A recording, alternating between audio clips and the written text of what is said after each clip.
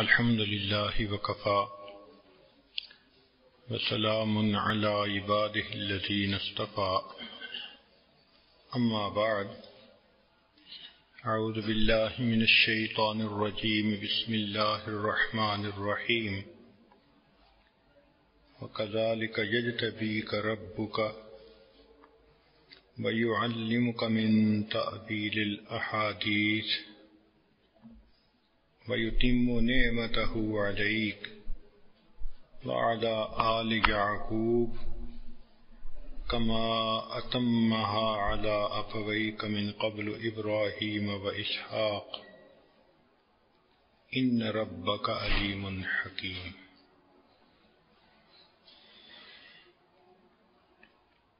سبحان ربك رب العزة عما يصفون سلام على المرسلين والحمد لله رب العالمين. اللهم صل على سيدنا محمد وعلى آل سيدنا محمد وبارك وسلم.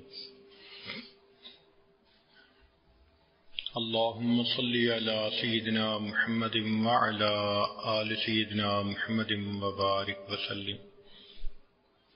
اللهم صل على سيدنا محمد وعلى آل سيدنا محمد وبارك وسلم.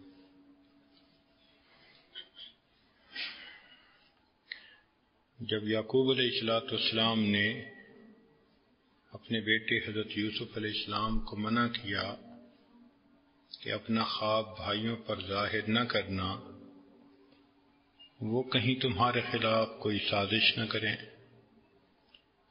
تو ساتھ یہ بھی فرما دیا کہ وَكَذَلِكَ يَجْتَبِيكَ رَبُّكَ، اسی طرح پسند کرے گا تیرا رب تجھ کو، وَيُعَلِّمُكَ مِن تَأْوِيلِ الْأَحَادِيثِ، اور سکھائے گا تجھ کو باتوں کی تعویل، وَيُتِمُّ نِعْمَتَهُ عَلَيْكَ، اور پورا کرے گا اپنا انعام تجھ پر، وَعَلَىٰ آلِ یعقوب، اور یعقوب علیہ السلام کے گھرانے پر، کما اتمہا علی ابویک من قبل ابراہیم و اسحاق، جیسے انہوں نے تم سے پہلے تمہارے آبا ابراہیم علیہ السلام اور اسحاق علیہ السلام پر اپنی نعمتوں کو مکمل کیا۔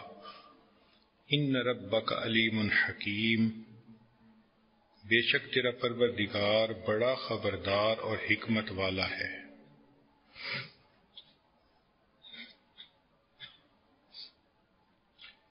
اس آیت مبارکہ میں یعقوب علیہ السلام نے خوشخبری دی۔ وہ جانتے تھے کہ بیٹے نے جو خواب دیکھا ہے وہ سچا خواب ہے، اور اس خواب سے یہ معلوم ہوتا ہے کہ اللہ تعالیٰ ان پر اپنی نعمتیں ضرور اتارے گا۔ چنانچہ انہوں نے بیٹے کو بھی بشارت دے گی۔ وَكَذَلِكَ يَجْتَبِيكَ رَبُّكَ، اور اسی طرح تیرا رب تجھے چن لے گا۔ یہ مضارع کا صیغہ ہے، مستقبل کا معنی کہ آنے والے وقت میں، چونکہ اس وقت تو بچے تھے تو اس وقت تو نبوت نہیں ملی تھی، آنے والے وقت میں ملنی تھی، تو اس لیے فرمایا کہ تیرا رب تجھے چن لے گا۔ یہ اللہ رب العزت کا چناؤ ہے، جس کو چاہے چن لے۔ عام طور پر ذہن میں یہ ہوتا ہے کہ یہ اللہ کا چناؤ بہت خاص لوگوں کے ساتھ، جبکہ یہ چناؤ عام بھی ہے خاص بھی ہے۔ مثال کے طور پہ اللہ تعالیٰ نے ہمیں بھی چنا ہے۔ کیسے؟ کہ اس نے ہمیں انسان بنایا، یہ اس کا چناؤ ہے، یہ اس کی پسند ہے، ہمارا حق نہیں تھا، ہم نے کوئی درخواست نہیں دی تھی، یہ اللہ رب العزت کا ہم پر کرم ہوا کہ اس نے ہمیں انسان پیدا فرمایا۔ گدھا بنا سکتے تھے، بندر بنا سکتے تھے، خنزیر بنا سکتے تھے، کوئی چوپایا بنا سکتے تھے، مگر اللہ تعالیٰ نے انسان بنایا۔ یہ اللہ تعالیٰ کا چناؤ ہے۔ پھر اور مزید دیکھیے کہ اللہ رب العزت نے ایمان کی نعمت عطا فرمائی۔ کتنے انسان ایسے ہیں شکل میں ہم سے اچھے، عقل میں ہم سے اچھے، مال میں ہم سے اچھے، تعلیم میں ہم سے اچھے، مگر ایمان سے محروم۔ تو اللہ رب العزت نے جو ایمان کی نعمت عطا فرمائی، یہ بھی اللہ کا چناؤ ہے۔ مزید دیکھیے کہ اللہ رب العزت نے نبی علیہ الصلوۃ والسلام کی امت میں سے بنایا، یہ بھی اللہ رب العزت کا چناؤ ہے۔ اس امت میں پیدا ہونے کے لیے پہلے انبیاء نے دعائیں مانگی، اور حضرت عیسیٰ علیہ السلام کو اللہ نے قبول بھی کر لیا۔ چنانچہ قرب قیامت میں وہ اس امت میں آئیں گے اور دین اسلام کی پیروی کریں گے۔ تو جس امت میں پیدا ہونے کے لیے انبیاء نے دعائیں مانگی، اس امت کو اللہ نے کیا شان دی، اس میں اللہ نے ہمیں پیدا فرمایا، تو یہ اللہ کا چناؤ ہے۔ اس امت پر اللہ تعالیٰ کی اتنی نعمتیں ہیں کہ جو انسان کو حیران کر دیتی ہیں۔ چنانچہ مفسرین نے لکھا ہے کہ اس امت کو اللہ تعالیٰ نے 30 صفات ایسی بخشی ہیں جو انبیاء کی صفات ہیں۔ 30 انعام اللہ نے اس امت کو ایسے دیے کہ 10 انعام وہ دیے جو ابراہیم خلیل اللہ کو ملے، 10 انعام وہ دیے جو موسیٰ کلیم اللہ علیہ السلام کو ملے، اور 10 انعام وہ دیے جو محمد الرسول اللہ صلی اللہ علیہ وسلم کو۔ 30 انعام اس امت کو عطا کیے گئے۔ ذرا مختصراً سن لیجئے تاکہ احساس ہو کہ یہ کتنی بڑی نعمت ہے اس امت میں پیدا ہونا۔ وہ اوصاف جو ابراہیم خلیل علیہ السلام کو ملے اور امت کو بھی ملے، ان میں سے پہلا، ابراہیم خلیل اللہ کو اللہ نے فرمایا وَلَقَدِ اسْتَفَيْنَاهُ فِي الدُّنْيَا، استفینا چن لیا، یہ لفظ استعمال کیا۔ وہی لفظ اللہ نے اس امت کے لیے استعمال کیا۔ ثم اورثنا الکتاب الذین اصطفینا من عبادنا۔ دوسری مثال، ابراہیم علیہ السلام کے بارے میں فرمایا شاکرا لانعمہ اجتباہ، وہ مجتبا تھے، اللہ نے ان کو اپنے لیے چن لیا، پسند کر لیا۔ یہی اجتبا کا لفظ اللہ نے اس امت کے لیے استعمال کیا۔ فرمایا ہو وجتباکم، اس پروردگار نے تمہیں اپنے لیے چن لیا ہے۔ تیسری مثال، ابراہیم علیہ السلام کے بارے میں اللہ فرماتے ہیں وَإِنَّهُ فِي الْآخِرَةِ لَمِنَ الصَّالِحِينَ، اور اس امت کے بارے میں اللہ فرماتے ہیں يَرِثُهَا عِبَادِيَ الصَّالِحُونَ۔ جو لفظ اپنے پیغمبر علیہ السلام کے لیے استعمال کیا، وہ لفظ اس امت کے لیے استعمال کیا۔ چوتھی مثال، اللہ فرماتے ہیں وَهَدَاهُ إِلَى صِرَاطٍ مُسْتَقِيمٍ، تو ہدایت کا لفظ استعمال کیا۔ اس امت کے لیے اللہ فرماتے ہیں وَإِنَّ اللَّهَ لَهَادِ الَّذِينَ آمَنُوا، وہی لفظ امت کے لیے استعمال ہوا۔ پانچواں، اللہ فرماتے ہیں ابراہیم علیہ السلام کے لیے سلام علی ابراہیم، اس امت کے لیے اللہ فرماتے ہیں وسلام علی عبادہ الذین اصطفیٰ۔ چھٹی مثال، ابراہیم علیہ السلام کے بارے میں اللہ فرماتے ہیں یا نار کونی بردم و سلاما علی ابراہیم. اور اس امت کے بارے میں اللہ فرماتے ہیں وَكُنْتُمْ عَلَى شَفَا حُفْرَةٍ مِّنَ النَّارِ فَأَنْقَذَكُم مِّنْهَا. ساتویں مثال، ابراہیم علیہ السلام کے لیے اللہ فرماتے ہیں اِنَّهُ مِنْ عِبَادِنَا الْمُؤْمِنِينَ. اس امت کے لیے اللہ فرماتے ہیں قُلْ لِعِبَادِيَ الَّذِينَ آمَنُوا. نویں مثال، ابراہیم علیہ السلام کے فرمایا تب علینا، یہ انہوں نے دعا مانگی تھی. ایمان والوں کے لیے فرماتے ہیں وَيَتُوبَ اللَّهُ عَلَى الْمُؤْمِنِينَ وَالْمُؤْمِنَاتِ. 10ویں مثال کہ ابراہیم علیہ السلام نے دعا مانگی ربنا تقبل منا، اور اس امت کے لیے اللہ فرماتے ہیں اولئک الذین نتقبل عنہم احسن ما عملوا. 10 نعمتیں جو حضرت موسیٰ علیہ السلام کو ملی. اچھا، 10ویں نعمت فبشرناہ بغلام حلیم. ابراہیم علیہ السلام کے لیے یہ آیات اتری. اس امت کے لیے اللہ فرماتے ہیں وَبَشِّرِ الَّذِينَ آمَنُوا أَنَّ لَهُمْ قَدَمَ صِدْقٍ. وہی لفظ اس امت کے لیے استعمال ہوا.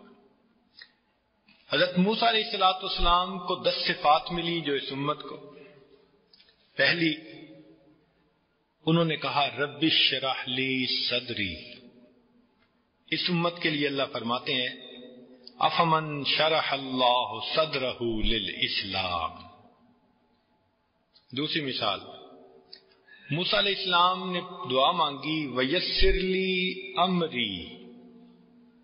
اللہ تعالیٰ اس امت کے لیے فرماتے ہیں یرید اللہ بکم الیسر. تیسری مثال فرمایا وَلَقَدْ مَنَنَّا عَلَى مُوسَى وَهَارُونَ.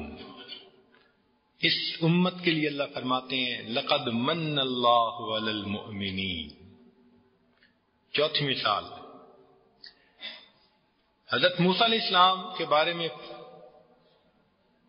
جو ان کا کلام تھا ان معی ربی سیہدین، معیت کے بارے میں اللہ اس امت کے بارے میں فرماتے ہیں ان اللہ مع الذین اتقوا والذین هم محسنون.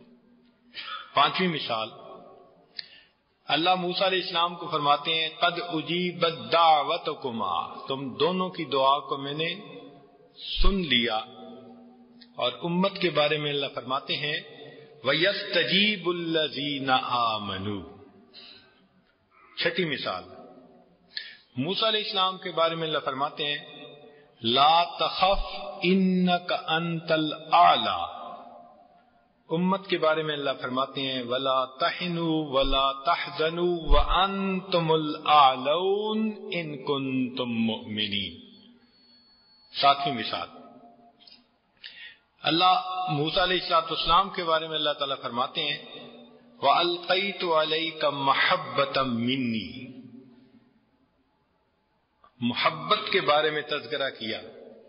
اس امت کے بارے میں اللہ فرماتے ہیں سَيَجْعَلُ لَهُمُ الرَّحْمَنُ وُدًّا.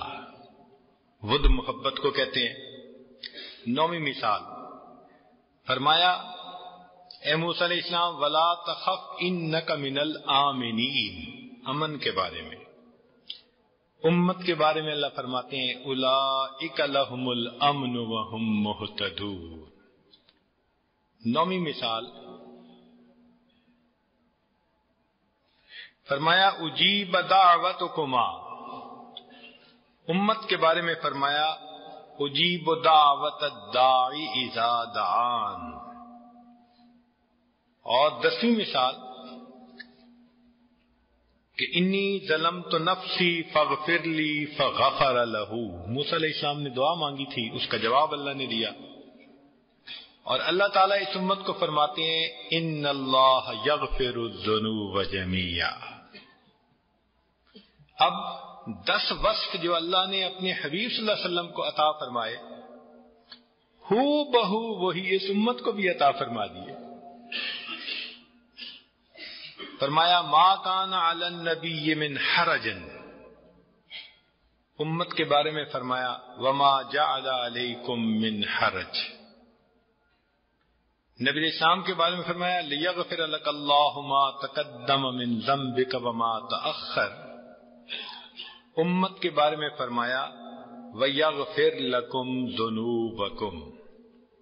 تیسری مثال فرمایا وَيُتِمَّ نِعْمَتَهُ عَلَيْكَ وَيَهْدِيَكَ صِرَاطًا مُسْتَقِيمًا، تو نعمت کے مکمل کرنے کی بات فرمائی، امت کے لیے فرمایا وَأَتْمَمْتُ عَلَيْكُمْ نِعْمَتِي۔ چوتھی مثال فرمایا وَيَهْدِيَكَ صِرَاطًا مُسْتَقِيمًا، اور امت کے بارے میں فرمایا وَإِنَّ اللَّهَ لَهَادِ الَّذِينَ آمَنُوا۔ پانچویں مثال فرمایا وَيَنْصُرَكَ اللَّهُ نَصْرًا عَزِيزًا، اپنی مدد کے بارے میں فرمایا، اور امت کے بارے میں فرمایا وَكَانَ حَقًّا عَلَيْنَا نَصْرُ الْمُؤْمِنِينَ۔ چھٹی مثال وَلَوْلَا أَن ثَبَّتْنَاكَ، ثابت قدم رکھنے کے بارے میں، امت کے بارے میں فرمایا یثبت اللہ الذین آمنوا بالقول الثابت۔ ساتویں مثال اللہ فرماتے ہیں وَلَسَوْفَ يُعْطِيكَ رَبُّكَ فَتَرْضَىٰ، رضا کے بارے میں کہ تیرا رب تجھے اتنا دے گا تو راضی ہو جائے گا۔ اللہ ایمان والوں کے لیے فرماتے ہیں لَيُدْخِلَنَّهُمْ مُدْخَلًا يَرْضَوْنَهُ۔ آٹھویں مثال فرمایا أَلَمْ نَشْرَحْ لَكَ صَدْرَكَ، شرح صدر کے بارے میں، امت کے بارے میں فرمایا فَمَن يُرِدِ اللَّهُ بِهِ أَن يَهْدِيَهُ يَشْرَحْ صَدْرَهُ لِلْإِسْلَامِ۔ نویں مثال اللہ تعالیٰ اپنے حبیب صلی اللہ علیہ وسلم کو فرماتے ہیں وَإِنَّ لَكَ لَأَجْرًا غَيْرَ مَمْنُونٍ، اور امت کے لیے فرماتے ہیں فَلَهُمْ أَجْرٌ غَيْرُ مَمْنُونٍ، جو لفظ استعمال وہاں وہی لفظ استعمال یہاں۔ پھر دسویں بات کہ گواہی کے بارے میں فرمایا وَجِئْنَا بِكَ عَلَىٰ هَٰؤُلَاءِ شَهِيدًا، اور امت کے بارے میں فرمایا لِتَكُونُوا شُهَدَاءَ عَلَى النَّاسِ۔ اور ایک 11ویں بات بھی سن لیجئے کہ اللہ تعالیٰ نے فرمایا اپنے حبیب صلی اللہ علیہ وسلم کے بارے میں ان اللہ وملائکتہ یصلون علی النبی، کہ ملائکہ اپنے نبی علیہ الصلوۃ والسلام کے اوپر درود نازل کرتے ہیں، رحمتیں بھیجتے ہیں۔ اس امت کے بارے میں هو الذی یصلی علیکم وملائکتہ، سبحان اللہ۔ تو امت کو اللہ نے دیکھو کیا شان بخشی کہ جو صفات اوصاف اللہ نے اپنے انبیاء کو دیے وہ اوصاف اس امت کے اولیاء کو عطا فرما دیے۔ تو یہ اللہ رب العزت کا چناؤ ہے نا کہ اللہ نے ہمیں اس امت میں پیدا فرما دیا، اس پر ہم جتنا اللہ تعالی کا شکر ادا کریں یہ کم ہے۔ ہم تو فقط مال و دولت کو دیکھتے ہیں کہ یہ کیا نعمتیں ہیں اللہ کی، کبھی اس نعمت پر بھی غور کیا کہ یہ کتنی بڑی نعمت اللہ نے ہمیں بنا استحقاق کے عطا فرمائی ہوئی ہے۔ ساری زندگی سجدے میں پڑے رہیں ہم اس نعمت کا شکر ادا نہیں کر سکتے کہ اللہ رب العزت نے ہم پر یہ کرم فرمایا۔ تو اس سے معلوم ہوا کہ اللہ تعالیٰ نے اس امت کو 10 اوصاف وہ دیے جو موسیٰ علیہ السلام کو دیے تھے، 10 اوصاف وہ دیے جو ابراہیم علیہ السلام کو دیے تھے، اور اس امت کو 10 اوصاف وہ دیے جو نبی علیہ السلام کا عطا فرمائے تھے۔ تو اس کو کہتے ہیں اجتبائیت، چن لینا کسی کو، پسند کر لینا کسی کو۔ تو اللہ رب العزت نے اس امت بیضا کو چن لیا، پسند فرما لیا۔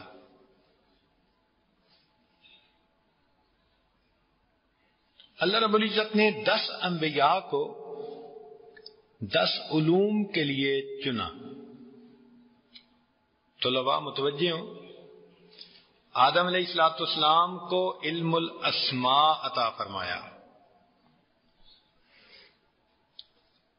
ادریس علیہ الصلوۃ والسلام کو علم قلم عطا فرمایا، نوح علیہ الصلوۃ والسلام کو حلال و حرام کا علم عطا فرمایا، ابراہیم علیہ السلام کو علم مناظرہ عطا فرمایا، داؤد علیہ الصلوۃ والسلام کو فصل الخطاب عطا فرمایا، سلیمان علیہ الصلوۃ والسلام کو علم منطق الطیر عطا فرمایا، موسیٰ علیہ الصلوۃ والسلام کو علم مناجات عطا فرمایا، رب اشرح لی صدری، یوسف علیہ الصلوۃ والسلام کو تعبیر الرؤیا کا علم عطا فرمایا، اور عیسیٰ علیہ الصلوۃ والسلام کو علم حکمت عطا فرمایا، اور سیدنا رسول اللہ صلی اللہ علیہ وسلم کو اللہ نے علم الاولین والآخرین عطا فرمایا.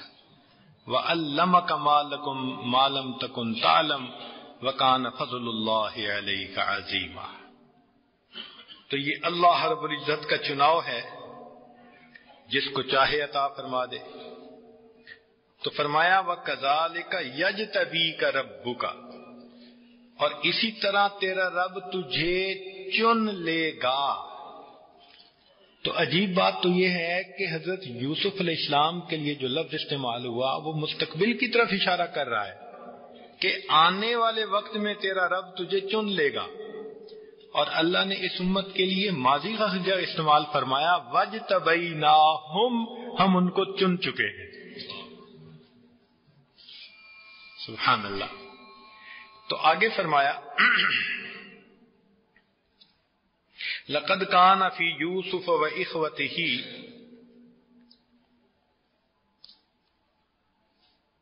ہاں آگے فرمایا کما اتمها على ابويك من قبل ابراہیم واسحاق، کہ جیسے اللہ نے اپنی نعمتوں کو پورا کیا تمہارے دادوں پر، باپ دادا پر، اسحاق اور ابراہیم علیہ السلام. باپ دادا اگر معزز ہوں تو یہ بھی عزت کی بات ہوتی ہے. چنانچہ نبی علیہ السلام نے غزوہ حنین میں کیا فرمایا تھا؟ انا النبی لا کذب انا ابن عبد المطلب. تو اپنے دادا کا تذکرہ کیا چونکہ وہ معزز تھے، اپنے وقت میں قبیلے کے سردار تھے. تو یوسف علیہ الصلوۃ والسلام کے تو دادا جو تھے وہ انبیاء تھے. یعقوب علیہ السلام والد نبی، اسحاق علیہ السلام دادا نبی، ابراہیم علیہ السلام پردادا بھی نبی. تو وہ تو نبیوں کی اولاد تھے، ان کے لیے تو یہ بہت اعزاز کی بات تھی. تو یہ گھرانہ ہی سارا کا سارا منور گھرانہ تھا، گھرانے کا ہر فرد منور تھا. ای خانہ ہم آفتاب است، کہتے ہیں کہ اس گھر کا ہر فرد تو سورج کی مانند ہے. تو یہ وہ گھر تھا. ایک اصول یاد رکھیں کہ بیت الطیب سے ہی ابن الطیب نکلا کرتا ہے. اصول عام طور پر یہی ہے اللہ رب العزت کا. چنانچہ ابراہیم علیہ السلام کے گھرانے سے اسماعیل علیہ السلام جیسے بیٹے پیدا ہوئے. پھر سیدنا علی رضی اللہ عنہ کے گھر سے سیدنا حسن اور حسین جیسے کریمین پیدا ہوئے. عبداللہ ابن مبارک رحمت اللہ علیہ کے ماں باپ دونوں بہت نیک تہجد گزار تھے. سیدنا امام ابو حنیفہ رحمت اللہ علیہ کے ماں اور باپ دونوں بہت زیادہ نیک، علم والے اور عمل والے لوگ تھے. تو جب ماں باپ نیک ہوتے ہیں تو عمومی طور پر اللہ اولاد کو بھی انہی کی صفات عطا فرماتے ہیں. تو ہم اگر چاہتے ہیں کہ ہماری اولادیں بھی نیک ہوں تو ہمیں نیک بننا پڑے گا. فقط تمنا رکھنا کہ میں تو جیسا ہوں ایسا ہی رہوں، اولاد نیک ہو جائے، یہ کمزور تمنا ہے. بہتر یہ ہے کہ انسان پہلے اپنے آپ کی اصلاح کی فکر کرے اور پھر اپنی اولاد کے نیک ہونے کی دعا مانگے، تو اللہ رب العزت ایسے بندے کی دعا کو رد نہیں فرماتے۔ آگے فرمایا لَقَدْ كَانَ فِي يُوسُفَ وَإِخْوَتِهِ آيَاتٌ لِلسَّائِلِينَ، البتہ ہیں یوسف علیہ السلام اور ان کے بھائیوں کے واقعے میں نشانیاں پوچھنے والوں کے لیے۔ سائلین، سائل کی جمع، پوچھنے والوں کے لیے نشانیاں ہیں۔ پوچھنے والے کون تھے؟ اصل میں تو یہود تھے، ظاہر میں مشرکین مکہ تھے، تو دونوں کے لیے نشانیاں تھیں۔ یہود کے لیے اس میں نشانیاں تھیں اور قریش کے لیے اس میں عبرت کی باتیں تھیں کہ دیکھو، جیسے یوسف علیہ السلام کے واقعے میں یوسف علیہ السلام گھر سے نکلے، ظاہر میں ان کو پریشانی ملی، مگر وہی پریشانی ان کے لیے عزت کا سبب بن گئی، اور آنے والے وقت میں میرے حبیب صلی اللہ علیہ وسلم بھی اپنے گھر سے نکلیں گے، ہجرت کرنی پڑے گی، ظاہر میں پریشانی ہوگی، مگر یہی پریشانی ان کے لیے عزتوں کا سبب بن جائے گی۔ تو مشرکین مکہ کے لیے بھی اس میں عبرت کی باتیں تھیں کہ دیکھو، اخوان یوسف نے بھائی کے ساتھ جو کیا تھا، ان کو ایک وقت آیا معافی مانگنی پڑی، اور قریش مکہ تم اگر ان کے ساتھ وہی کچھ کرو گے تو ایک وقت آئے گا کہ تمہیں بھی ان کے سامنے اسی طرح جھکنا پڑ جائے گا، اپنی غلطی کو تسلیم کرنا پڑ جائے گا۔ اذ قالوا لیوسف واخوہ احب الی ابینا منا ونحن عصبہ۔ یہاں ایک خاص بات دیکھیں کہ حضرت یعقوب علیہ السلام نے یوسف علیہ السلام کو خواب کی تعبیر نہیں بتائی کہ چاند کا یہ مطلب، سورج کا یہ مطلب، ستاروں کا یہ مطلب نہیں۔ تو معلوم ہوا کہ قرآن مجید کی تعلیم یہ ہے کہ کام سے کام رکھو، خواہ مخواہ کی تفصیلات میں جا کر اپنے وقت کو ضائع مت کرتے پھرو۔ کچھ لوگوں کو دیکھا خواب دیکھ لیتے ہیں تو پھر ایک وقت میں 8-10 بندوں سے اس کی تعبیر پوچھتے ہیں اور پھر کمپیریزن کرتے پھر رہے ہوتے ہیں۔ قرآنی تعلیمات ایسی نہیں ہیں۔ آگے قرآن نے بات بتا دی، قصہ پوچھا تھا، اب آگے قصہ سنا دیا۔ کیا فرمایا؟ اذ قالوا لیوسف واخوہ احب الی ابینا منا ونحن عصبہ۔ جب کہنے لگے یوسف علیہ الصلوۃ والسلام اور ان کا بھائی زیادہ پیارا ہے ہمارے والد کو ہم سے، جبکہ ہم ہیں پورا گروپ۔ ان ابانا لفی ضلال مبین، ہمارے والد صاحب تو بہت بھول میں پڑے ہوئے ہیں۔ دلال سے مراد یہاں گمراہی نہیں، ورنہ تو کفر ہو جاتا۔ تو اس دلال سے مراد کہ ان کو بھول لگ گئی ہے، ان کا رویہ ٹھیک نہیں۔ اصل میں 2 بھائی الگ ماں سے تھے اور باقی بھائی الگ ماں سے تھے، تو اس وجہ سے حضرت یعقوب علیہ السلام کو چھوٹوں سے محبت شفقت زیادہ تھی، پھر وہ ان کی صفات بھی بہت تھیں۔ اس رویے کی وجہ سے جو بڑے تھے وہ تنگ ہوتے تھے، دل میں تنگی محسوس کرتے تھے، اور کہتے تھے کہ جو محبت ان کو ملتی ہے اس سے زیادہ ہمیں ملنی چاہیے، اور ان کو اپنے زیادہ ہونے کا بڑا ناز تھا۔ نحن عصبہ، ہم بڑا گروہ ہیں، گروپ ہیں۔ یہ جو ہوتا ہے نا کسی سے محبت زیادہ، یہ عام طور پر اللہ کے ہاں امتحان کا سبب بن جاتی ہے۔ جس سے محبت زیادہ ہوگی خود بھی امتحان میں بندہ پڑے گا، اگلا بھی امتحان میں پڑے گا۔ آپ ذرا غور کریں کہ آدم علیہ الصلوۃ والسلام کو حابیل سے محبت تھی، قابیل نے اسے قتل کر دیا۔ یوسف علیہ الصلوۃ والسلام سے ان کے والد کو محبت تھی، بھائیوں نے انہیں کنویں میں ڈال دیا۔ نبی علیہ الصلوۃ والسلام کو سیدنا حسن حسین سے محبت تھی، پھر دیکھیے ان پر کیا آزمائشیں آئیں۔ کہتے ہیں کہ یوسف علیہ السلام سے کسی نے بڑی محبت کا اظہار کیا، آپ تو بڑے خوبصورت ہیں، بڑی صفات والے ہیں۔ تو یوسف علیہ السلام فرمانے لگے کہ میاں محبت کا اظہار مت کرو، ابو جی نے کیا تھا تو میں کنویں میں پڑ گیا تھا، اور زلیخا نے کیا تو جیل میں جا پڑا تھا، تم رہ نہیں دو۔ تو آج کے دور میں بھی کوئی زیادہ محبت کا اظہار کرے تو اسے روکو، الا کہ خاوند اور بیوی کا معاملہ ہو، وہ تو الگ بات ہے۔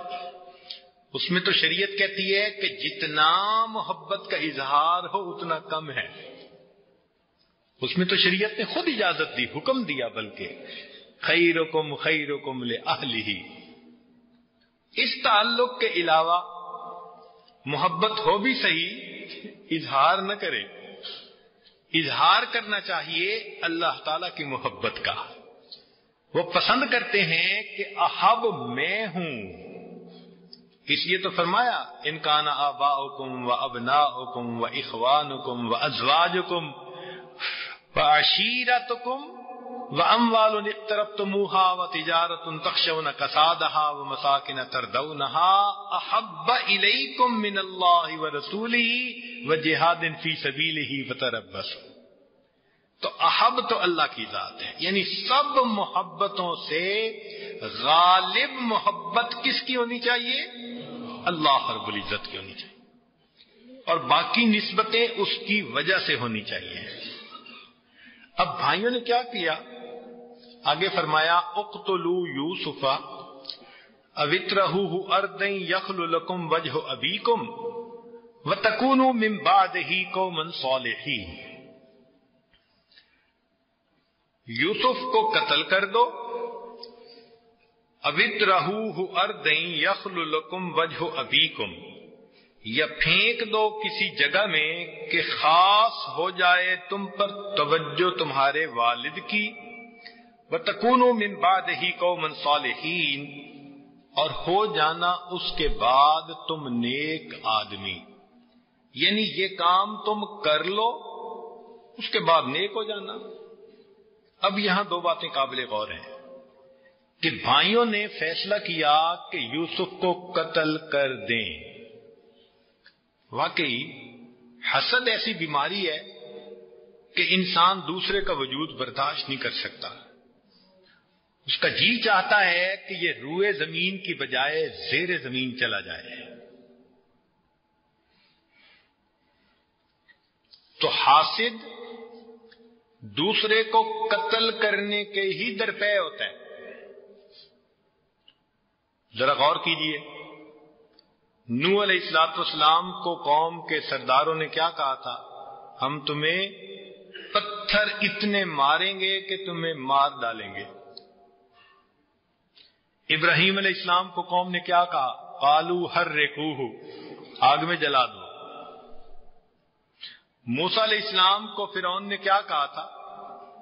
ان الملأ یأتمرون بک لیقتلوک، قتل کی دھمکی دی تھی جو اسمبلی کے ممبر تھے۔ حضرت عیسیٰ علیہ السلام کو یہود نے یہی کچھ کیا، اپنی طرف سے کوشش کی۔ اللہ فرماتے ہیں وما قتلوہ وما صلبوہ ولکن شبہ لہم بل رفعہ اللہ الیہ۔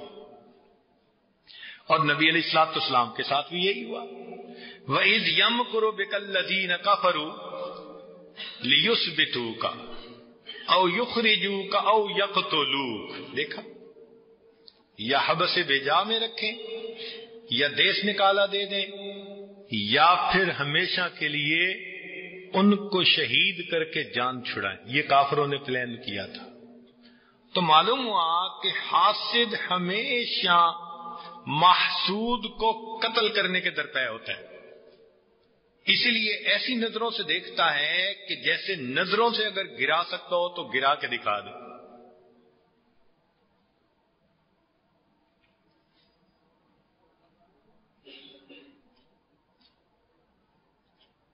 لیکن اللہ رب العزت کا معاملہ کیا ہوتا ہے؟ ایک عجیب نکتے کی بات کہ اگر محسود جوابی کاروائی نہ کرے اور معاملہ اللہ کی ذات پر چھوڑ دے اور اللہ کو اپنا مددگار بنائے تو عزتیں ہمیشہ محسود کو ہی ملتی ہیں جس سے حسد کیا جاتا ہے.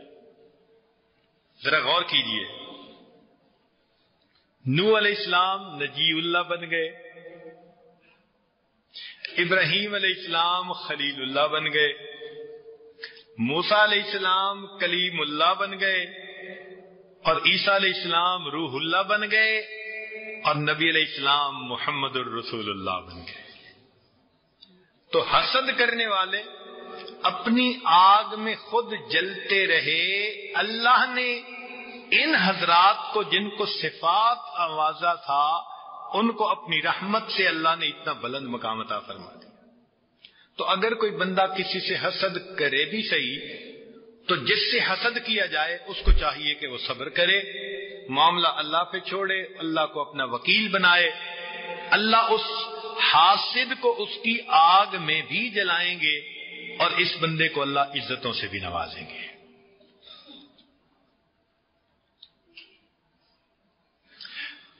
آگے لفظ ہے غور طلب، وَتَكُونُوا مِن بَعْدِهِ قَوْمًا صَالِحِينَ، کہ ہو جانا اس کے بعد تم نیک آدمی. یہ نفس اور شیطان کا پکا حملہ ہوتا ہے کہ بندے کے ذہن میں گناہ کا جب خیال ڈالتا ہے نا تو ساتھ یہ بھی ڈالتا ہے بس ایک دفعہ، بس ایک دفعہ، بس آخری دفعہ، پھر میں اچھا ہو جاؤں گا. تو آج بھی شیطان کا یہی داؤ چلتا ہے. وَتَكُونُوا مِن بَعْدِهِ قَوْمًا صَالِحِينَ، کہ تم ایک دفعہ گناہ کر لو، بس ایک دفعہ ایک دفعہ یہ گناہ ہو جائے پھر میں توبہ کر لوں گا. تو جو بندہ اس خیال میں رہا کہ ایک دفعہ، اس کا مطلب ہے اس کی جان شیطان کبھی نہیں چھوڑے گا، یہ گناہ میں دھس جائے گا. اس لیے گناہ سے بچنے کا ایک ہی طریقہ کہ ایک دفعہ بھی نہیں کرنا.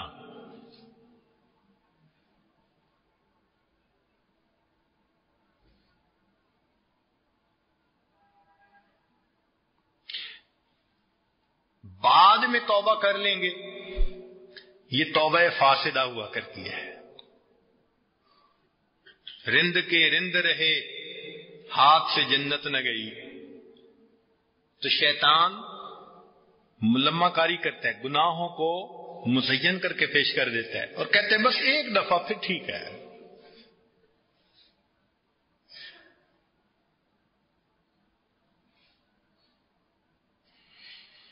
مگر ایک فرق بھی سمجھ لیجئے، نقطہ ہے علمی طور پہ، کہ کچھ لوگ گناہ کرتے ہیں جن کی توبہ کی کوئی نیت ہی نہیں ہوتی. ایسا گناہ بندے کو کفر تک پہنچا دیتا ہے. یا گناہ کرتے ہیں اور گناہ پہ خوش ہوتے ہیں، لوگوں کو بتاتے ہیں خوش ہو کے میں نے فلاں کو ایسے بے وقوف بنایا، فلاں کو میں نے ایسے مکر اس کے ساتھ کیا، اور میں نے یوں فلاں سے اپنا تعلق جوڑا. تو گناہ کرنا اور اس پر خوش ہونا یہ ایمان کے سلب ہونے کی وجہ بن جاتی ہے. یا گناہ کرنا، توبہ کی نیت نہ ہونا، یہ محرومی القسمت ہونے کا سبب بن جاتا ہے. اور ایک ہے کہ بندے کے اوپر نفس غالب ہو، شیطان غالب ہو، ماحول غالب آ جائے اور بندہ نفس سے مجبور ہو کے گناہ کر لے مگر اپنے آپ کو مجرم سمجھ رہا ہو. یہ پھر بھی نسبتاً ہلکی بات ہے. کیوں؟ کہ یوسف علیہ السلام کے بھائیوں نے یہی تو کیا تھا کہ سمجھ تو رہے تھے نا کہ بات گڑبڑ ہے، کہ بھائی کو قتل کرنا ٹھیک نہیں، مگر حسد بھی تھا، کینہ بھی تھا. تو انہوں نے فیصلہ تو کر لیا کہ اقتلوا، قتل کر دو، مگر ساتھ یہ بھی نیت تھی وَتَكُونُوا مِن بَعْدِهِ.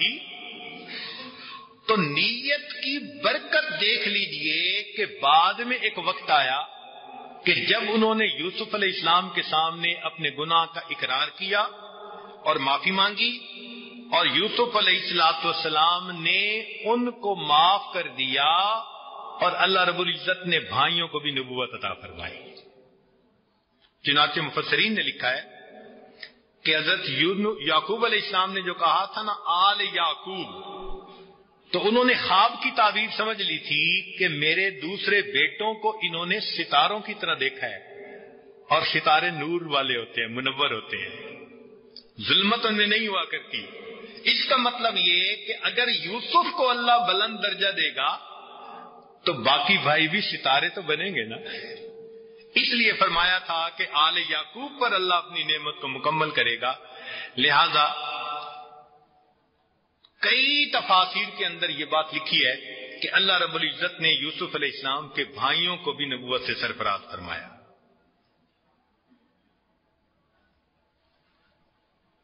آگے فرمایا قال قائل منہم لا تقتلوا یوسف، بولا ایک بولنے والا ان میں سے کہ مت قتل کرو یوسف علیہ السلام کو، وَأَلْقُوهُ فِي غَيَابَةِ الْجُبِّ، اور ڈال دو اس کو کسی اندھے کنویں میں، گمنام کنویں میں. یلتقطہ بعض السیارہ، اٹھا لے جائیں گے اس کو کوئی قافلے والے مسافر. ان کنتم فاعلین، اگر تم نے کچھ کر ہی گزرنا ہے.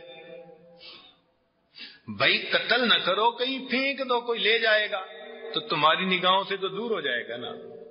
تمہارا مطلب تو پورا ہو گیا کہ اب والد صاحب کے سامنے وہ نہیں ہوگا، تم ہوگے، اور ساری محبتیں تم انجوائے کرو گے. چنانچہ بھائیوں نے ایسا ہی کیا، اور پلان کر کے وہ اپنے والد کے پاس آئے اور یہ کہنے لگے قالوا یا ابانا ما لک لا تأمنا علی یوسف وانا له لناصحون. کیا بات ہے کہ آپ ہم پر اعتبار نہیں کرتے یوسف کے بارے میں، اور ہم تو اس کے بڑے خیر خواہ ہیں. یہ بات ذہن میں رکھیے گا کہ ہر گمراہ کرنے والا ہمیشہ خیر خواہ بن کے آتا ہے.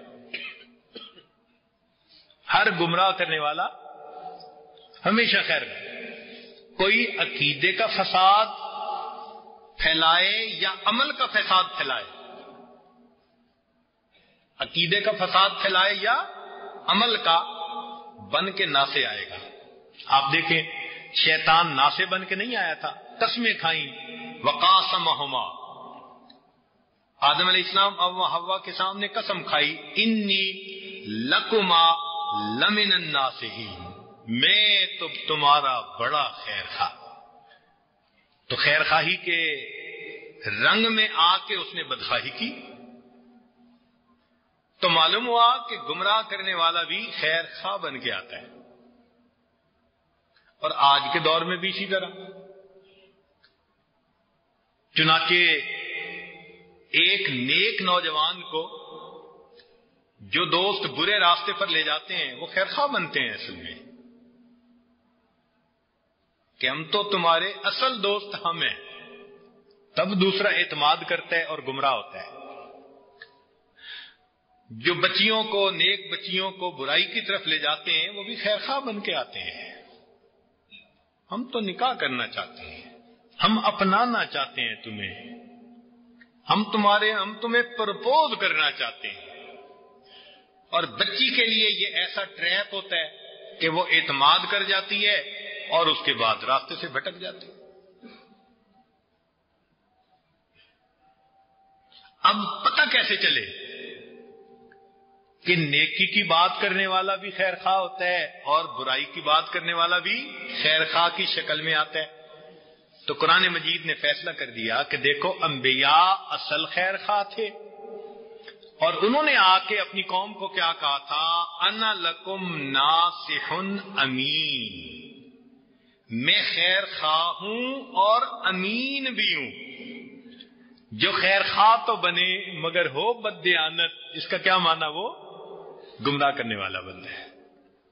اب یہاں قرآن مجید کے دو الفاظ سے بات نکھر کے سامنے آ گئی. جو خیر خواہی کا دعویٰ کرے تو یہ دیکھو کہ وہ آگے کرنے کو کیا کہہ رہا ہے. اگر وہ راستے سے بھٹکا رہا ہے، نشے آور چیزوں پہ لگا رہا ہے، تعلیم سے ہٹا کے برے کاموں میں لگا رہا ہے، تو اس کا مطلب ہے وہ خائن ہے، وہ امین نہیں ہے. تو بھائیوں نے کہا وَإِنَّا لَهُ لَنَاصِحُونَ، دلوں میں خیانت تھی اور زبان کے اوپر نصیحت تھی.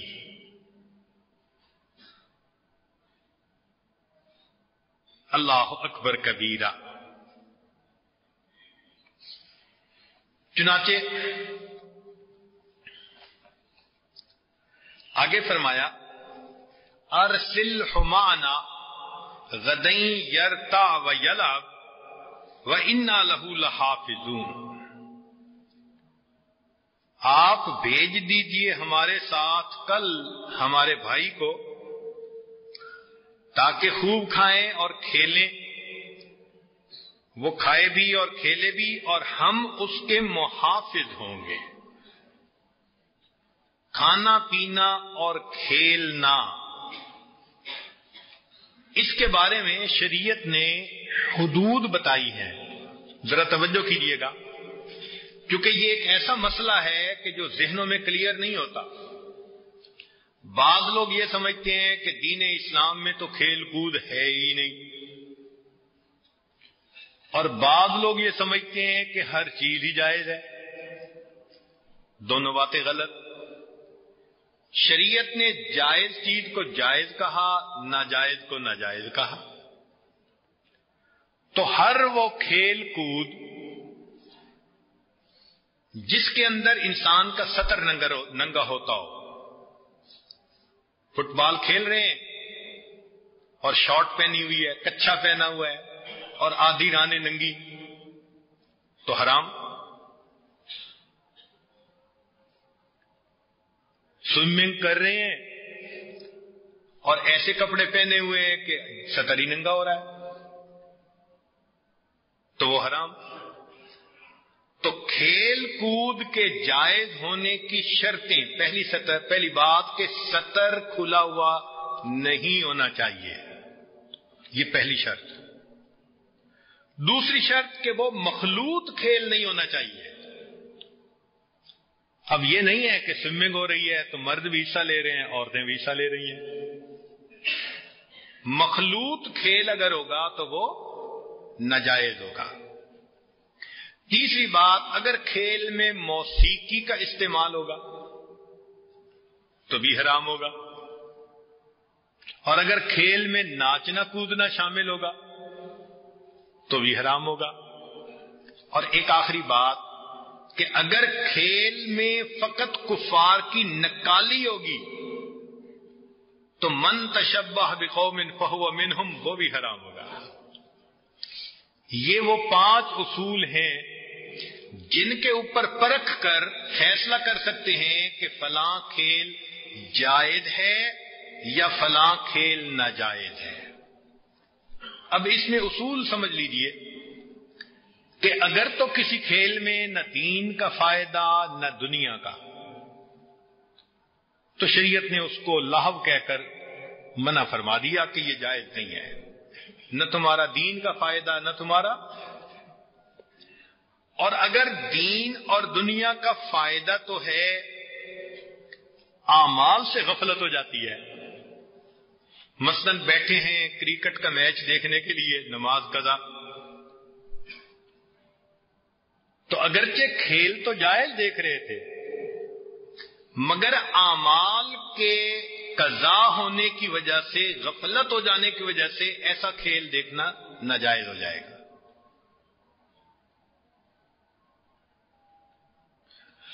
اور اگر دین یا دنیا کا فائدہ تو ہو مگر شریعت کے احکام کے خلاف ہو تو پھر بھی ناجائز۔ چنانچہ ہم ہر کھیل کو ان اصولوں کے مطابق جانچیں گے، قیامت تک نئے سے نئے کھیل آتے رہیں گے۔ اور دین اسلام کا حسن دیکھیے کہ دین اسلام ان کو اصولوں کے اوپر ناپ تول کرے گا، پورے اتریں گے تو جائز، نہیں اتریں گے تو ناجائز۔ مثال کے طور پر اگر پورے کپڑوں کے ساتھ فٹ بال کھیلتے ہیں تو جائز، مگر نماز قضا نہ ہو، مخلوط مجمع نہ ہو، موسیقی نہ ہو، ناچ نہ ہو، یہ چیزیں سب نہ ہو، فقط فٹ بال کا کھیل کھیل رہے ہیں تو وہ جائز ہے۔ ہاکی کھیلنا جائز ہے، والی بال کھیلنا جائز ہے، ٹینس کھیلنا جائز ہے، بیڈمنٹن کھیلنا، باسکٹ بال کھیلنا، یہ سب گیم کھیلنی جائز ہیں، مگر اصول اپنی جگہ رہیں گے۔ کشتی کھیلنا جائز، سطر نہیں کھلنا چاہیے۔ کبڈی کھیلنا جائز، تیراکی سوئمنگ جس کو کہتے ہیں جائز، مگر سطر نہیں کھلنا چاہیے۔ دوڑ کا مقابلہ کرنا، تیر اندازی کا، گھوڑ سواری کا، نیزہ بازی کا سب جائز ہے، مگر اصول اپنی جگہ رہیں گے کہ ان کھیلوں کے درمیان نہ احکام شریعت ٹوٹنے چاہیے نہ احکام شریعت چھوٹنے چاہیے۔ اسی لیے شطرنج ایک کھیل تھا، اتنا لوگ اس میں مصروف ہو جاتے تھے کہ ان کو پتہ ہی نہیں چلتا تھا نمازوں کا۔ تو حنفیہ نے تو اس کو مکروہ کہا اور مالکیہ نے اس کو جائز کہا، اس شرط کے ساتھ کہ نماز قضا نہ ہو۔ اب اسی شطرنج کے اوپر قیاس کریں گے آج کی کمپیوٹر گیمز کو، نیا دور آ گیا نا۔ تو کمپیوٹر گیم پہ جسم کا فائدہ تو ہے نہیں، ورزش تو ہے نہیں۔ ہاں یہ کہہ سکتے ہیں کہ جی ذہنی ایک گیم ہے اور ذہنی ورزش ہو جاتی ہے، تو معلوم ہوا کہ وہ بھی شطرنج کی طرح کی ہی ایک گیم ہے۔ اس وقت تک جائز جب تک احکام شریعت چھوٹتے بھی نہیں یا ٹوٹتے بھی نہیں۔ چھوٹ جائیں گے یا ٹوٹ جائیں گے تو یہ کمپیوٹر گیمز بھی ناجائز ہو جائیں گے۔ یا گیمز تو ہیں مگر عورتوں کے ننگے جسم ہے۔ تو کوئی بھی چیز جو گناہ کی شریعت نے کہی ہے وہ نہیں ہونی چاہیے۔ تو ان اصولوں کو سامنے رکھ کے آپ بتا سکتے ہیں کسی بھی کھیل کے بارے میں کہ فلاں کھیل جائز ہے یا فلاں کھیل ناجائز ہے۔ تو دین اسلام نے ورزش کرنے والے، جسم کو نفع پہنچانے والے تمام کھیلوں کو کھیلنے کی اجازت دی ہے، اور ایسے کھیل ہی فائدہ دیتے ہیں۔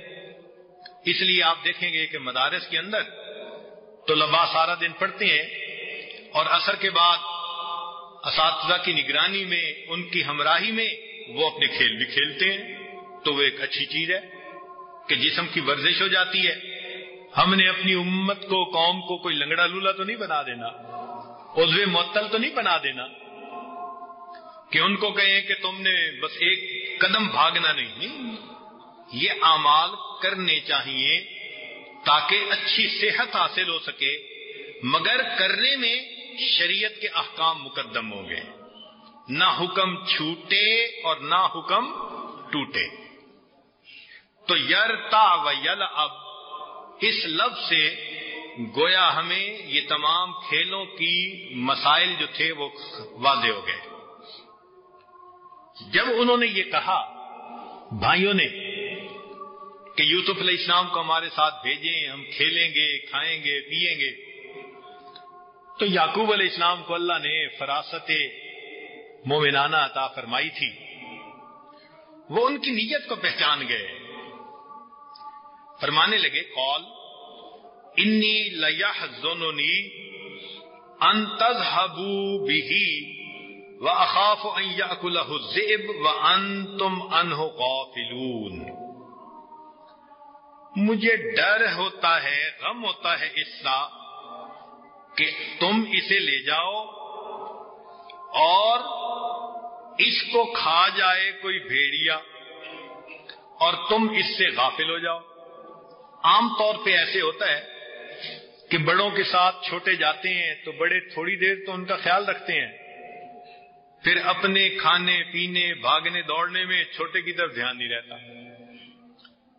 تو یعقوب علیہ السلام اس بات کو پہلے ہی سمجھ گئے. یہ ان کی فراست مومنانہ تھی کہ وہ سمجھ گئے کہ ایسا نہ ہو کہ یہ اپنے بھائی سے غافل ہو اور جنگل میں بھیڑیا بچے کو کھا جائے. تو فرمایا انی لیحزننی، مجھے غم ہوتا ہے.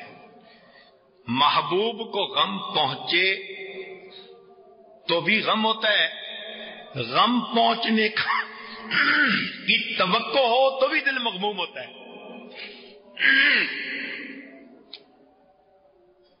ماں پریشان ہوتی ہے، تو جی میرا بچہ کھا پی نہیں رہا، طبیعت نہ خراب ہو جائے، بیمار نہ ہو جائے. ابھی بیماری شروع نہیں ہوئی، وہ پہلے ہی پریشان ہو جاتی ہے.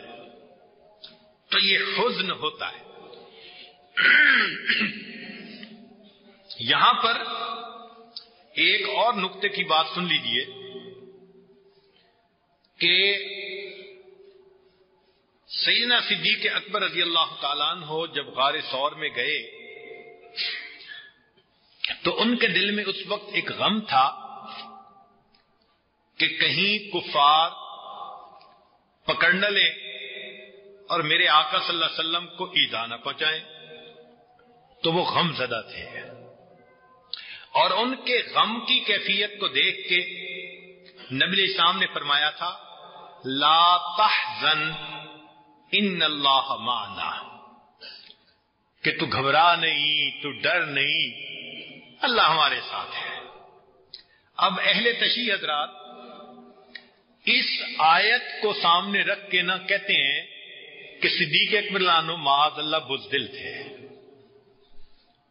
حضرت علی لانو تو بڑے بہادر تھے اور حضرت بکر صدیق لانو وہ تھوڑ دلے تھے، چھوٹا دل تھا، غم زدہ ہو گئے. اس سے وہ یہ لفظ نکالتے ہیں حزن کے لفظ سے، حالانکہ یہ بات کا غلط مطلب نکالنے والی بات ہے. محبوب کی جدائی ہو، محبوب سے بعد ہو یا محبوب کو تکلیف پہنچے تو غم کا ملنا یہ فطری چیز ہے. غم کا ملنا فطری چیز ہے. چنانچہ ہم اس میں ایک حدیث مبارکہ پیش کرتے ہیں کہ سیدہ فاطمہ الزہرا رضی اللہ تعالی عنہا خاتون جنت، جو ان کے نزدیک شاید نبوت سے بھی اونچا بلند درجہ رکھنے والی خاتون ہو، ان کو بھی حزن ہوا. وہ کیسے کہ جب اللہ کے حبیب صلی اللہ علیہ وسلم کی وفات ہوئی تو حدیث میں آتا ہے کانت اشد الناس توجعا لوفات رسول اللہ صلی اللہ علیہ وسلم.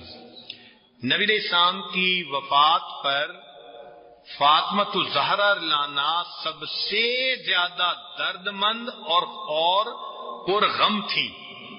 حیث حزنت لفراق والدہا. اب وہی حزن کا لفظ استعمال ہوا نا، اس لیے کہ والد گرامی کے فراق سے ان کو حزن ہوا، حزنن شدیدن، اور یہ حزن بھی بڑا شدید تھا. وَأَخَذَتْ تَذْبُلُ، اور وہ پگھلنے لگ گئی، من جراء ذالک یومن بعد یوم، ہر دن وہ اس غم کے اندر پگھل رہی تھی. حتی توفیت بعد 6 اشہر من وفات رسول اللہ، حتیٰ کہ نبی علیہ السلام کے وفات کے 6 مہینے کے بعد وہ اس دنیا سے پردہ فرما گئے۔ اب یہاں بھی تو حزن کا لفظ استعمال ہوا، تو کیا حزن کا ترجمہ یہاں بھی بزدلی کریں گے؟ اور سنیے نبی علیہ الصلوۃ والسلام، اچھا سیدہ فاطمہ الزہرا اللہ عنہا کے حزن کے بارے میں اور سنیے۔ ولما توفی نبی صلی اللہ علیہ وسلم، جب نبی علیہ السلام کی وفات ہوئی، حزنت علیہ، تو فاطمہ الزہرا رضی اللہ عنہا بہت غمزدہ ہوئی، وبکت ہو، اور روئیں، وقالت، اور کہنے لگی، یا ابتاہ الی جبریل ننعاہ، یا ابتاہ اجاب ربا دعاہ، یا ابتاہ جنت الفردوس مثواہ، وقالت بعد دفنہ۔ اور جب نبی علیہ السلام کو دفن کر دیا گیا تو انہوں نے انس لانو سے یہ الفاظ کہے، یا انس کیف طابت انفسکم ان تحسوا التراب علی رسول اللہ، تمہارے دلوں نے یہ کیسے گوارا کر لیا کہ تم اللہ کے حبیب صلی اللہ علیہ وسلم کی قبر پر مٹی ڈال کے میرے پاس آ گئے۔ تو یہ ایک فطری غم ہوتا ہے محبوب سے جدائی کا، یا محبوب پہ کسی پریشانی کے آنے کا، تو یہی لفظ نبی علیہ السلام کے لیے استعمال ہوا۔ قرآن مجید میں اللہ تعالیٰ نہیں فرماتے لا کہ اے میرے حبیب صلی اللہ علیہ وسلم، اگرچہ ان کافروں نے آپ کے ساتھ مکر کیا، آپ صبر کیجیے،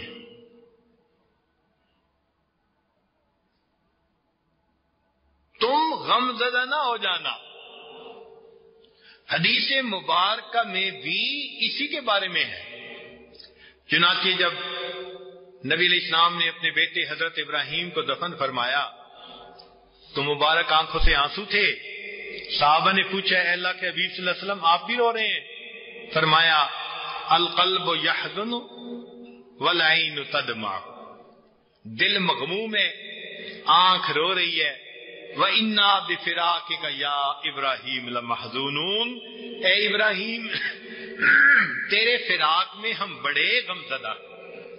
تو اللہ کے حبیب صلی اللہ علیہ وسلم کا غمزدہ ہونا کس بات کی علامت تھی؟ معاذ اللہ کوئی اس سے یہ کہہ سکتا ہے کہ ان کے اندر جوامردی نہیں تھی، بہادری نہیں تھی، یہ جرأت نہیں تھی؟ یہ ایک فطری چیز ہوتی ہے۔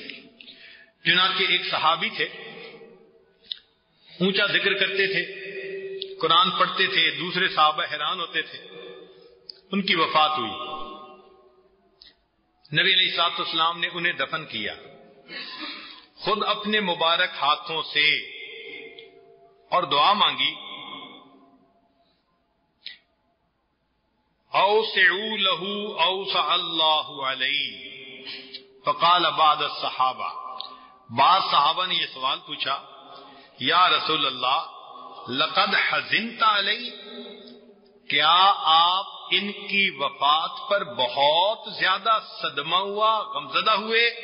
فقال اجل ہاں، انہ کان یحب اللہ ورسولہ، یہ اللہ اور اس کے رسول سے محبت کرتا تھا، اس کو دفن کرتے ہوئے مجھے بہت صدمہ ہوا ہے۔ تو لیحزننی، یہ لفظ جو یعقوب علیہ السلام نے استعمال کیا، یہ لفظ یہ بہادر لوگوں کے لیے بھی استعمال ہو سکتا ہے۔ یہ فطری چیز ہے کہ محبوب کے دور ہونے سے غم ہونا، اور یہی لفظ حضرت ابوبکر صدیق لانو کے لیے استعمال ہوا۔ آگے دیکھیے کہ اخاف ان یاکلہ الذئب، ہاں تو جدائی اور فراق کی بات ہو رہی تھی، تو نبی علیہ السلام نے صدیق اکبر کو جو فرمایا تھا نا لا تحزن ان اللہ معنا، تو یہ تسلی دینے کے لیے تھا۔ یہ فراق بڑی عجیب چیز ہوتی ہے، اللہ تعالیٰ کسی عاشق کو فراق میں مبتلا نہ کرے۔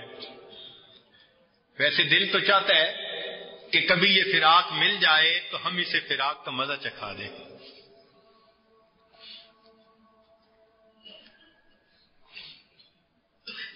موت کی گھڑی کا فراق تو تھوڑی دیر کا ہوتا ہے کہ غم، اور یہ فراق کا غم تو عاشق کے لیے ہمیشہ کا ہوا کرتا ہے۔ آگے فرمایا اخاف ان یأکلہ الذئب، مجھے ڈر ہے اس کو کہیں بھیڑیا نہ کھا لے۔ یہ یعقوب علیہ السلام نے فراست کی وجہ سے پہچان لیا۔ یہ فراست مومن کو تقوی کی وجہ سے عطا ہوتی ہے، اس لیے نبی علیہ السلام نے فرمایا اتقوا فراست المؤمن فإنه ينظر بنور اللہ، مومن کی فراست سے ڈرو، وہ اللہ کے نور سے دیکھتا ہے۔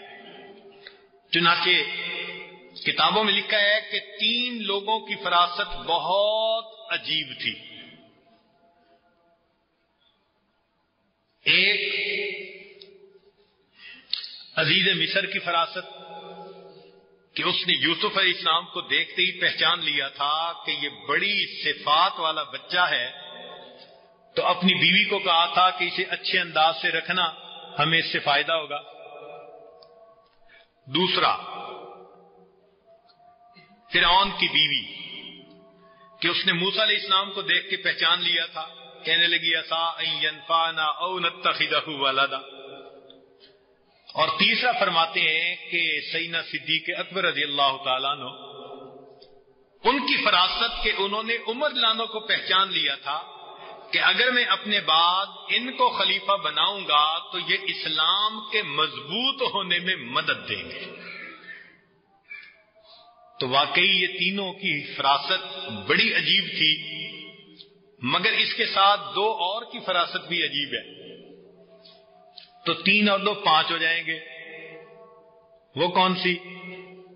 ایک موسیٰ علیہ السلام کی بیٹی کی فراست، یعنی ایک شعیب علیہ السلام کی بیٹی کی فراست کہ اس نے موسیٰ علیہ السلام کو دیکھ لیا تو والد کو جا کر رپورٹ دی انہو قوی امین، کہ یہ نوجوان بڑا قوی بھی ہے اور امین بھی ہے۔ اس نے پہچان لیا تھا کہ اس نوجوان کے اندر کتنی حیا ہے، کتنی پاک دامنی ہے، اور کتنا یہ قوی ہے، اور کتنا یہ اپنے فرائض کا احساس کرنے والا اور دوسرے کی تکلیف کو بانٹنے والا ہے۔ تو اس نے جا کے اپنے والد شعیب علیہ السلام سے کہا، اور اللہ نے پھر اسی بچی کا ان سے نکاح کروا دیا۔ اور ایک اور ہستی بھی تھی، کتابوں میں لکھا ہے یا نہیں، لیکن واقعی اس کی فراست پہ بھی قربان جائیں۔ وہ کون تھی؟ وہ خدیجہ الکبریٰ رضی اللہ تعالی عنہ۔ ان کی فراست نے محمد بن عبداللہ کو پہچان لیا کہ یہ آنے والے وقت میں محمد الرسول اللہ بن جائیں گے، اس لیے انہوں نے نکاح کا پیغام بھیجا تھا۔ یہ فراست مومنانہ بھی عجیب ہے۔ چنانچہ حضرت علی رضی اللہ، حضرت عمر لانو کی فراست کا واقعہ سن لیجئے۔ عورت آئی، امیر المومنین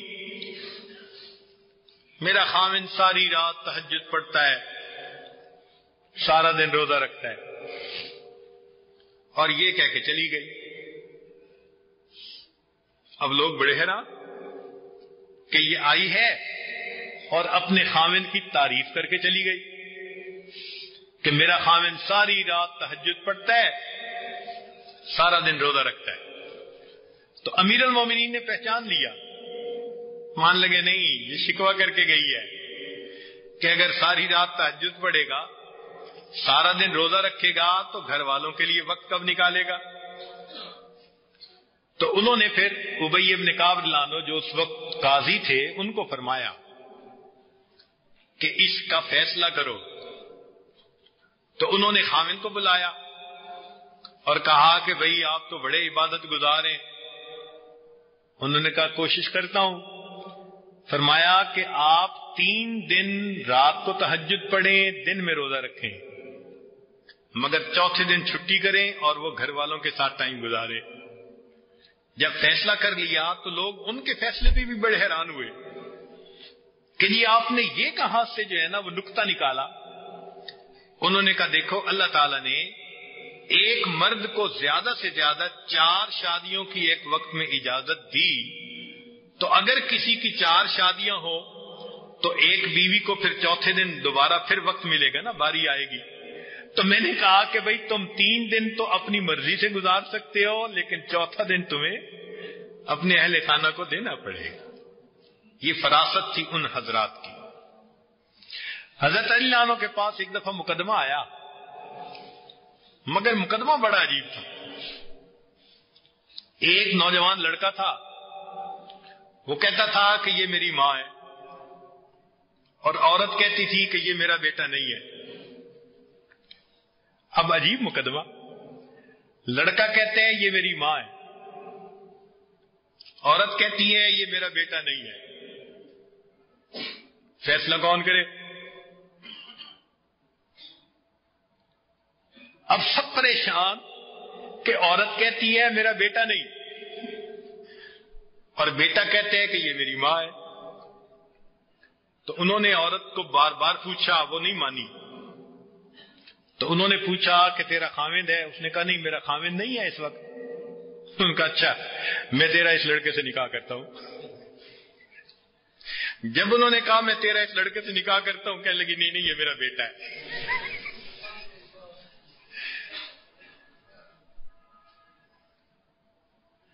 وہ پہچان گئے تھے. ایسی بات کی کہ حقیقت اسی وقت کھل کے سامنے آ گئی. پھر پوچھا کہ تو انکار کیوں کرتی تھی؟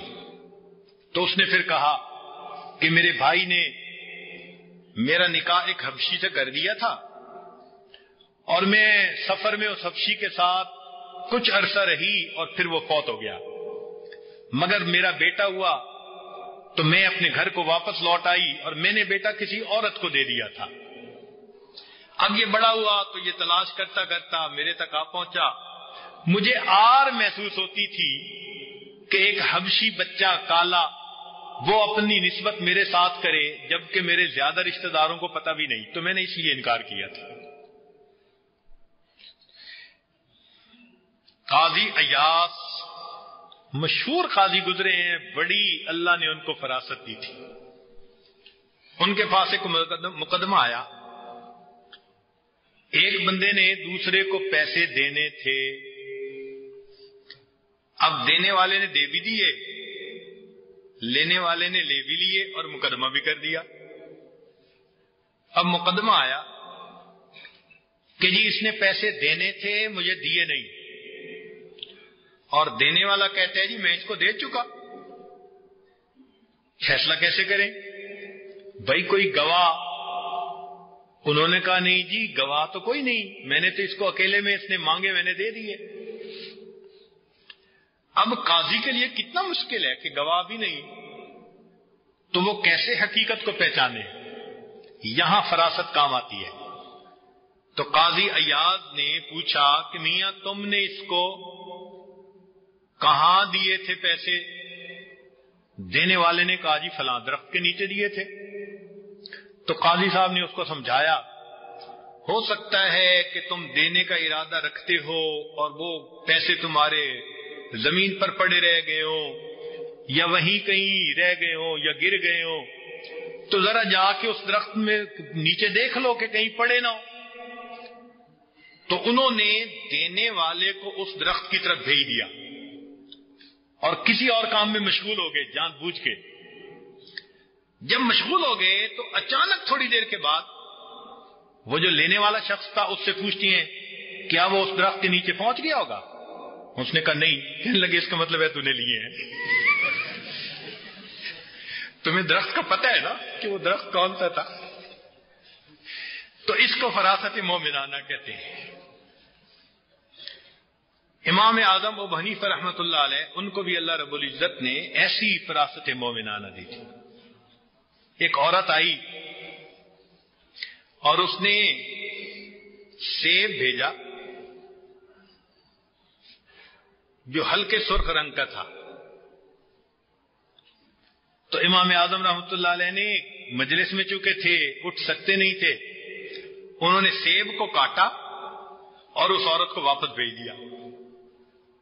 شاگرد سارا دن سوچتے رہے کہ عورت نے سیب کیوں بھجوایا اور امام صاحب نے کاٹ کے واپس کیوں بھجوایا، سمجھ نہیں آتا تھا.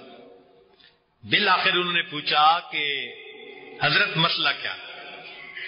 انہوں نے فرمایا کہ عورت مجھ سے حیض کا مسئلہ پوچھنے آئی تھی، مجلس تھی، لوگ تھے، شرم کی وجہ سے پوچھ نہیں سکی، تو اس نے مجھے سیب بھجوایا، اور سیب کا رنگ بہت کم سرخ تھا، بس ایسے ہلکا سا دھبا جیسے ہوتا ہے۔ تو وہ مجھ سے پوچھنا چاہتی تھی کہ کیا عورت پاک ہو سکتی ہے جب صرف دھبے تک کی نوبت آ جائے؟ تو میں نے کاٹ کے بھیجا کہ نہیں، جب تک سیب کے اندر جس طرح سفیدی ہے اس طرح کی سفیدی حاصل نہیں ہو جاتی اس وقت تک پاک نہیں ہوتی۔ اب یہ فراست ہے نا کہ جواب اس کا ایسا دیا کہ کسی کو پتہ بھی نہیں چل سکا۔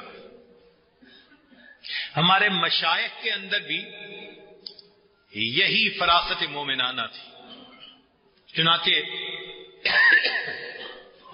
جنید بغدادی رحمت اللہ علیہ کے پاس ایک نوجوان آیا، امامہ باندھا ہوا ہے اور جبہ پہنا ہوا ہے، لمبی داڑھی، اور آ کے کہتے ہیں کہ حضرت میں آپ سے پوچھنے آیا ہوں کہ حدیث مبارکہ کا مطلب کیا ہے۔ بھئی کون سی حدیث مبارکہ؟ حضرت حدیث مبارکہ اتقوا فراست المؤمن فإنہ ینظر بنور اللہ، مومن کی فراست سے ڈرو، وہ اللہ کے نور سے دیکھتا ہے۔ تو جنید بغدادی رحمۃ اللہ نے اس کے چہرے پہ نظر ڈالی، فرمایا اس کا مطلب یہ ہے کہ اے نصرانی کے بیٹے کلمہ پڑھو اور مسلمان ہو جاؤ۔ وہ گھبرا گیا، کہنے لگا آپ نے سچ کہا، مجھے عیسائیوں نے مسلمانوں والے کپڑے پہنا کر بھیجا تھا کہ میں حدیث کا مطلب پوچھوں، اور جب آپ کہیں گے کہ یہ مطلب ہے تو میں کہوں گا کہ آپ کے اندر تو فراست کی رتی نہیں، آپ تو مجھے پہچان ہی نہیں سکے میں مسلمان ہوں یا کافر۔ مگر اللہ نے ان کو ایسی فراست دی تھی کہ انہوں نے پہچان لیا کہ اس کے دل میں ایمان کا نور نظر نہیں آتا۔ یہ فراست مومنانہ کہلاتی۔ حضرت خواجہ بابا سماسی رحمت اللہ علیہ ہمارے سلسلہ عالیہ کے بزرگ ہیں، وہ ایک مرتبہ بخارا آئے،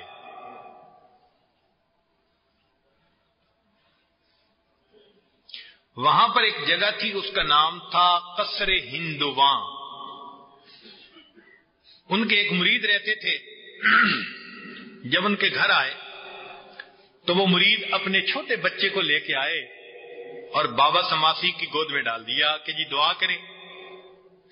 تو بابا سماسی نے ان کے لیے دعا بھی کی، اور ساتھ بابا سماسی رحمت اللہ علیہ کے خلیفہ تھے حضرت امیر کلال رحمت اللہ علیہ۔ تو بابا سماسی نے ان کو فرمایا کہ دیکھو، مجھے اس بچے کے ماتھے پہ سعادت کا نور نظر آتا ہے، اگر میں زندہ رہا تو اس کی تربیت میں کروں گا، اور اگر میری وفات ہو گئی تو اس کی تربیت تم کرنا۔ مجھے یہ محسوس ہوتا ہے کہ اس کی وجہ سے اس جگہ کا نام قصر ہندواں کی بجائے قصر عارفاں بن جائے گا۔ اور وہی ہوا کہ بابا سماسی کی وفات ہو گئی، اور سید امیر کلال رحمت اللہ علیہ نے اس بچے کی تربیت کی، اور وہ بچہ کون تھا جو بڑا ہو کر بنا بہاؤالدین نقشبند بخاری رحمت اللہ علیہ۔ آج بھی وہ جہاں مدفون ہے اس جگہ کا نام قصر عارفاں ہے۔ تو یہ فراست مومنانہ اللہ رب العزت تقوی کی بنا پر اپنے نیک بندوں کو عطا فرما دیتے ہیں۔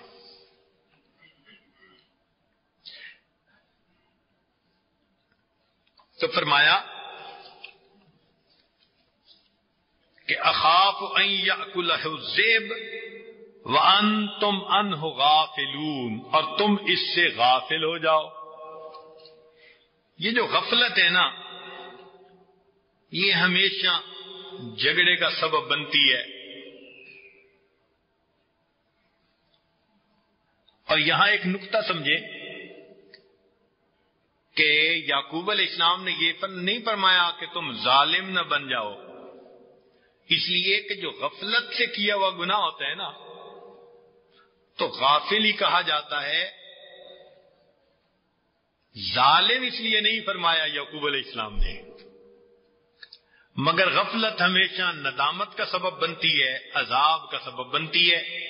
اللہ رب العزت قرآن مجید میں فرماتے ہیں وَلَا تَكُمْ مِنَ الْغَافِلِينَ. نقطے کی بات سمجھے، محب اور محبوب کا جہاں تعلق ہو وہاں غفلت قابل قبول نہیں ہوتی. آپ دیکھیں میاں بیوی کے جھگڑے کیوں ہوتے ہیں؟ بیوی کہتی ہے جی ہمارے لیے فرصت ہی نہیں، ہم تو یاد ہی نہیں ہوتے ان کو.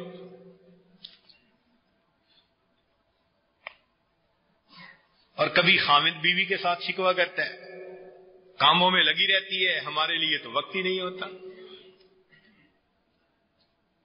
کیوں ایک دوسرے سے شکوے ہوتے ہیں؟ آپ نے تو کبھی ہمیں یاد ہی نہیں کیا. تو معلوم ہوا کہ یہ جو ہوتے ہیں نا بے پرواہی، اسی کو غفلت کہتے ہیں عربی کے زبان میں، اور یہی ایک دوسرے کے ساتھ شکوے کا سبب. اور یہ تو پرواہ ہی نہیں کرتا ہماری. اور اللہ تعالیٰ بھی یہی چاہتے ہیں کہ میرے بندے تم مجھ سے بے پرواہ نہ بن جانا. اور بے پرواہ نہ بن جانا اس کا عربی میں ترجمہ ہے وَلَا تَكُن مِّنَ الْغَافِلِينَ. والدین کو اولاد سے کیا شکوہ ہوتا ہے؟ اور جی جب سے شادی کی ہے ہمیں تو شکل ہی نہیں دکھاتا. تو آپ دیکھیں گے کہ محبت کے میدان میں غفلت کبھی قابل قبول نہیں ہوتی. یا کوئی بندہ ہو بیوی کام کہے کہ گھر کے لیے یہ چاہیے، بچے کے لیے، اور وہ آگے سے جواب دیتے بھول گیا، تو جھگڑا کھڑا ہوگا نا. تو بھولنے کا نام ہی تو غفلت ہے. تو معلوم ہوا کہ غفلت نہ مخلوق پسند کرتی ہے اور نہ اللہ تعالیٰ پسند کرتے ہیں. لہذا ہمیں بھی چاہیے کہ ہم کسی حال میں بھی اپنے اللہ سے غافل نہ ہوں. آگے فرمایا قالوا لئن اکلہ الذئب ونحن عصبہ انا اذا لخاسرون. بولے اگر کھا گیا اس کو بھیڑیا اور ہم ایک گروپ ہیں، طاقتور جماعت ہیں، تو ہم تو نے تو سب کچھ گنوا دیا، ہم تو خسارہ پانے والے بن گئے. یعقوب علیہ السلام نے بیٹے کو بالآخر بھیج دیا. فلما ذهبوا به، جب وہ لے کر چلے اس کو یوسف علیہ السلام کو، وَأَجْمَعُوا أَن يَجْعَلُوهُ فِي غَيَابَةِ الْجُبِّ، اور متفق ہو گئے کہ ڈالیں اس کو گمنام کنویں میں. وَأَوْحَيْنَا إِلَيْهِ، ہم نے الہام کیا، اشارہ کیا ان کو، یوسف علیہ السلام کو، لَتُنَبِّئَنَّهُمْ بِأَمْرِهِمْ هَذَا، کہ تو جتائے گا ان کو ان کی یہ حرکت، یہ کام، وَهُمْ لَا يَشْعُرُونَ، اور وہ تجھ کو نہ پہچانیں گے. یہاں ایک نقطے کی بات کہ یوسف علیہ السلام کو بھائیوں نے کنویں میں ڈالنا تھا تو یوسف علیہ السلام کو صدمہ پہنچنا تھا. اب جو اللہ کے پیارے ہوتے ہیں نا، جو اللہ کا تعلق رکھنے والے، اللہ تعالیٰ کی فرما برداری کرنے والے، تو پھر اللہ تعالیٰ ان کو غم ملنے سے پہلے تسلی دے دیتے ہیں. غم ملنے سے پہلے دل کو ڈھارس بندھا دیتے ہیں، دل کو گرہ باندھ دیتے ہیں، تسلی دے دیتے ہیں. مثال کے طور پہ موسیٰ علیہ السلام کی والدہ نے اپنے بیٹے کو دریا میں ڈالنا تھا تو دریا میں ڈالا، مگر ڈالنے سے پہلے اللہ تعالیٰ نے ان کو بتلا دیا وَأَوْحَيْنَا إِلَىٰ أُمِّ مُوسَىٰ، ہم نے موسیٰ علیہ السلام کی والدہ کو الہام کیا، کیا کہ اس کو دودھ پلائیے، اور اگر تمہیں خوف ہو تو پانی میں ڈال دیجئے، اس کو پکڑے گا وہ جو اس کا بھی دشمن میرا بھی دشمن. اِنَّا رَادُوهُ إِلَيْكَ، ہم اسے لوٹائیں گے تیرے پاس، وَجَاعِلُوهُ مِنَ الْمُرْسَلِينَ، اور ہم نے اسے رسولوں میں سے بنانا ہے. تو دیکھیں ایک طرف تو غم ہے، مگر غم ملنے سے پہلے اللہ نے دل کو تسلی دے دی. اصحاب کہف کے ساتھ کیا ہوا ذرا توجہ کیجیے. اللہ تعالیٰ فرماتے ہیں کہ انہیں کہا کہ فاوو الی الکہف، ٹھکانہ پکڑو تم غار میں، ینشر لکم ربکم من رحمتہ، اللہ تعالیٰ تم پر اپنی رحمتوں کو برسائے گا، وَيُحَيِّئْ لَكُم مِّنْ أَمْرِكُم مِّرْفَقًا، تسلی دے دی نا ان کو غار میں جانے سے پہلے.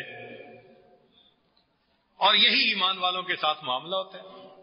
بدر میں ایمان والوں کو بہت مشکل وقت آنا تھا، تو اللہ تعالیٰ نے چلنے سے پہلے کیا فرما دیا؟ وَإِذْ يَعِدُكُمُ اللَّهُ إِحْدَى الطَّائِفَتَيْنِ أَنَّهَا لَكُمْ، یہ دو جماعتیں ہیں، یا تو تمہیں قافلہ ملے گا یا ادھر فتح کے ساتھ مال غنیمت ملے گا، تو دو میں سے ایک تمہارے لیے. چلنے سے پہلے بتا دیا، اس لیے کہ جب گئے تھے تو اتنا سخت معاملہ تھا کأنما یساقون الی الموت وہم ینظرون. صحابہ کہتے ہیں ہمیں لگتا تھا ہمیں موت کے منہ میں دھکیلا جا رہا ہے اور ہم اپنی آنکھوں سے دیکھ رہے ہیں، مگر اللہ نے چلنے سے پہلے تسلی دے دی نا. آج بھی دین کا کام کرنے والوں کے ساتھ اللہ کا یہی معاملہ کہ ظاہر ان کے حالات مخالفت کے ہوتے ہیں، مشکل کے ہوتے ہیں، مگر اللہ ان کے دلوں کو تسلی دے دیتا ہے. Light at the end of the tunnel ان کو نظر آ رہی ہوتی ہے. امام احمد حنبل رحمت اللہ علیہ کو کوڑے لگنے تھے تو خواب میں امام شافعی رحمت اللہ علیہ نے دیکھا، نبی علیہ السلام کی زیارت بھی ہوئی کہ ان پر امتحان آئے گا اور یہ اس میں کامیاب ہو جائیں گے. تو امام شافعی رحمت اللہ علیہ نے ایک بندے کو بھیجا بشیر کو کہ جاؤ بھائی جا کے خوشخبری سناؤ. تو امام احمد بن حنبل رحمت اللہ علیہ اتنے خوش ہوئے کہ انہوں نے اپنے کپڑے اس کو ہدیے میں دے دیے. تو ابھی مصیبت آئی نہیں تھی، خواب کے ذریعے اللہ نے ان کے دل کو تسلی عطا فرما دی. یہ اللہ رب العزت کا اپنے پیاروں کے ساتھ خصوصی معاملہ ہوتا ہے.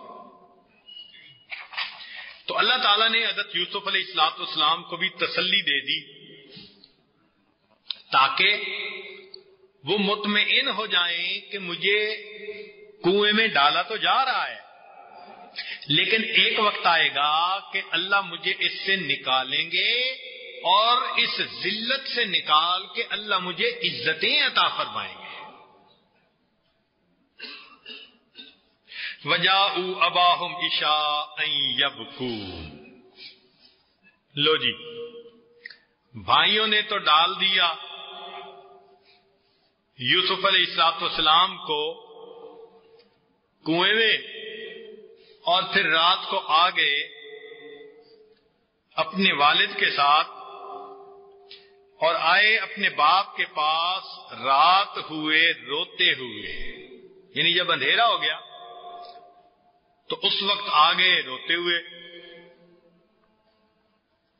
قالوا یا ابانا، کہنے لگے اے ابا جان، انا ذهبنا نستبق، ہم لگے دوڑنے، مقابلہ کرنے، جیتنے کا.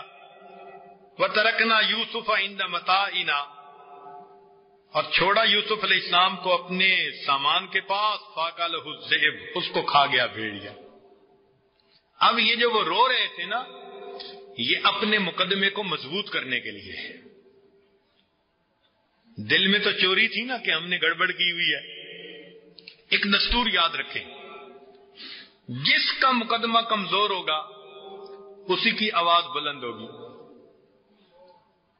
یہ پہچان ہے مقدمے کمزور ہونے کی. جس کا مقدمہ کمزور اسی کی آواز اونچی. جس کے پاس ٹھوس دلیل ہوگی، جو سچ کے اوپر ہوگا، وہ تحمل کے ساتھ بات کرے گا. تو وہ رونے کو بہانہ بنا کے آئے. یہ رونا سچ کا رونا نہیں تھا، ان کو کہتے ہیں کروکوڈائل ٹیئر، مگرمچھ کے آنسو. تو دھوکہ دینے کے لیے انہوں نے آنسو بہائے. مرد بھی اس میں بہت تجربہ کار ہوتے ہیں، مگر عورتیں اس میں سبقت لے جاتی ہیں.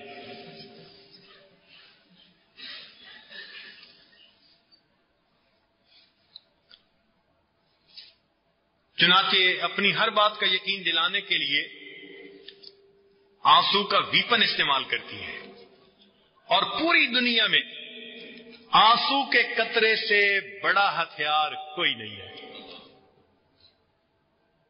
یہ بڑوں بڑوں کے دلوں کو پگھلا کے رکھ دیتا ہے، اور اگر صحیح سچ کا آنسو ہو تو واقعی اللہ کے ہاں بھی اس کی بڑی قدر ہے. یہ مخلوق کو تو متوجہ کرتا ہے، یہ آنسو اللہ کی ذات کو بھی متوجہ کر لیتا ہے. اس لیے جو سچی توبہ کرے، اللہ کے سامنے روئے، اللہ تعالیٰ اس کے گناہوں کو معاف فرما دیتے ہیں. چنانچہ گنہگاروں کا رونا اللہ کے ہاں بہت مقبول. حدیث پاک میں آتا ہے کہ جبریل علیہ السلام نے بتلایا، اے اللہ کے حبیب صلی اللہ علیہ وسلم، ہم انسان کے تمام عملوں کا وزن کرتے ہیں سوائے اس کے آنسوؤں کے، اس لیے کہ آنسوؤں کی وجہ سے اللہ تعالیٰ آگ کے سمندروں کو بجھا دیا کرتے ہیں. ایک ایک آنسو جہنم کی آگ کے سمندروں کو بجھانے کی تو اللہ کی خشیت سے رونا یا اپنے گناہوں پہ رونا، یہ ایک نعمت ہے جو بندے کو ملتی ہے. اس لیے ذکر کرنے والا دل اللہ سے مانگے تو رونے والی آنکھیں بھی اللہ سے مانگے. اور ایک ہے عشاق کا رونا، محبوب کی اداسی میں رونا، جدائی میں رونا، وہ بھی آنسو خود بخود نکلتے ہیں.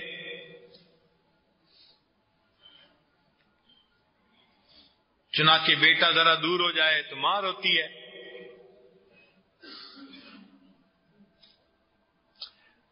اللہ کی محبت میں رونا یہ بھی بہت بڑا عمل ہے.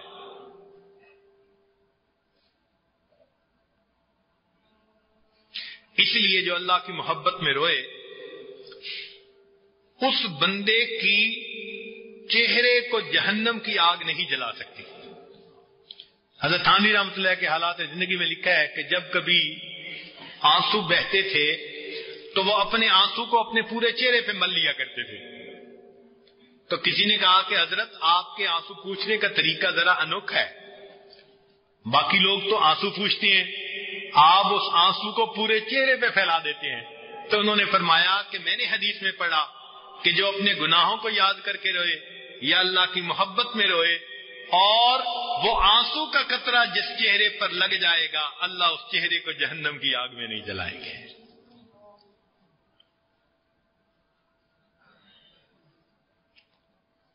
چنانچہ کسی نے رونے کے بارے میں عجیب شعر کہے،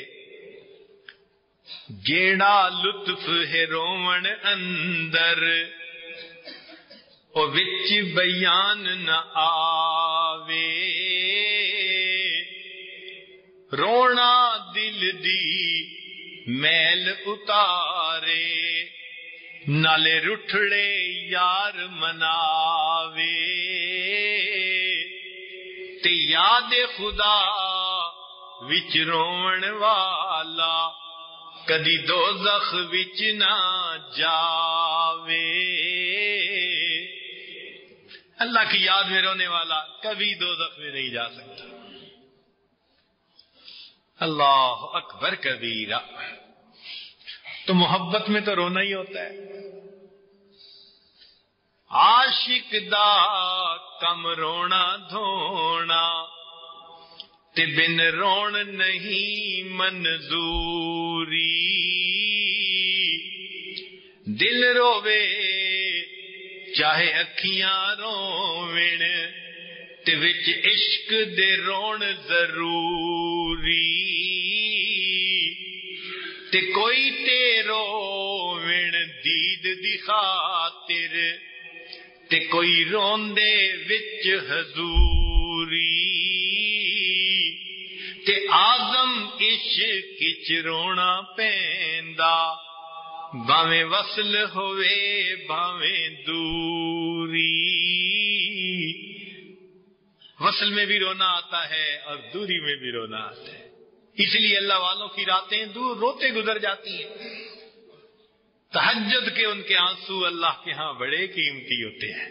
اس لیے اپنی دعا میں کبھی کبھی یہ بھی کہا کریں کہ اے اللہ آپ کو اپنے پیارے چاہنے والے محبت کرنے والے اس شاک کے ان گرم آنسوؤں کا واسطہ جو آپ کی محبت میں تہجد کے وقت آنسوؤں سے بہاتے، آنکھوں سے بہاتے، میرے اس کام کو میرے لیے آسان کر دیجیے۔ اللہ کو کبھی واسطہ دیں نا، پھر دیکھیں دعا کیسے قبول ہوتی ہے۔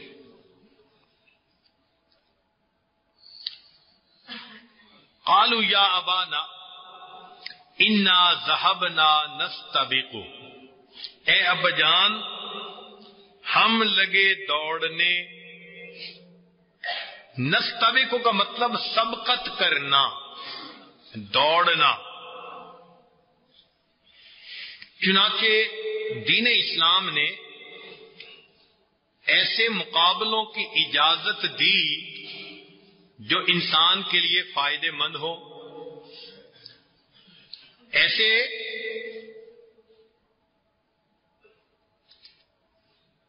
جتنے بھی کھیل ہوتے ہیں جن میں دوڑنا ہو یا کوئی اور عمل ہو جو صحت کے لیے فائدے مند ہو، تو شریعت نے اس کی اجازت دی۔